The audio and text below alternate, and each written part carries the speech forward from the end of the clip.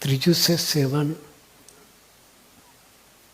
આમાં રિસ્પોન્સિબિલિટી એની માની હોય છે. પછી ત્રીજું છે વાંદરાનું. વાંદરું હોય એને બચ્ચું હોય.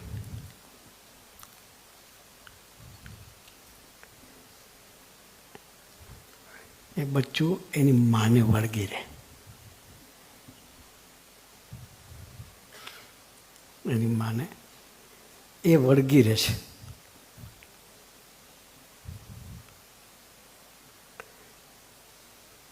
જો વાંદરું તો કૂદાકૂદ જ કરતું હોય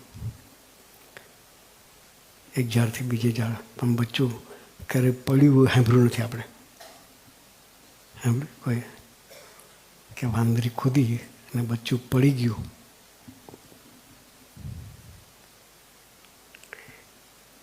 એ એની માને વળગી રહે છે. એમ વળગી રહેવું પડે.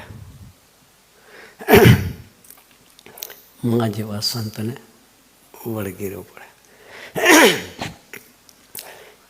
એનો એક હાથ છે ને, વાંદરું કૂદતું હોય ને તમે જોજો, માર્ક ના કરતો કરજો.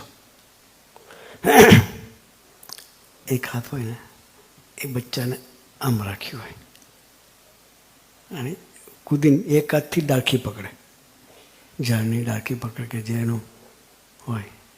એક હાથ બચ્ચાને પકડી રાખ્યું હોય અને બીજા હાથે ડાળખી પકડે. કૂદે પણ બચ્ચાને પડવા ના દે. એ જતન છે.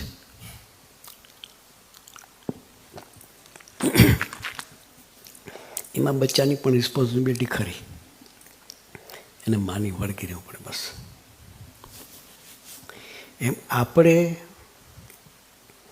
માં સમાન એવા સંતને વળગી રહેવું પડે. એવા ભગવતીને વળગી રહેવું પડે.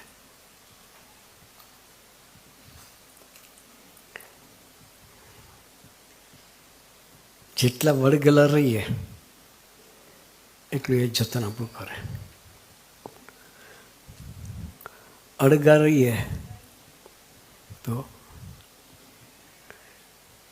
પોષણ ના થાય.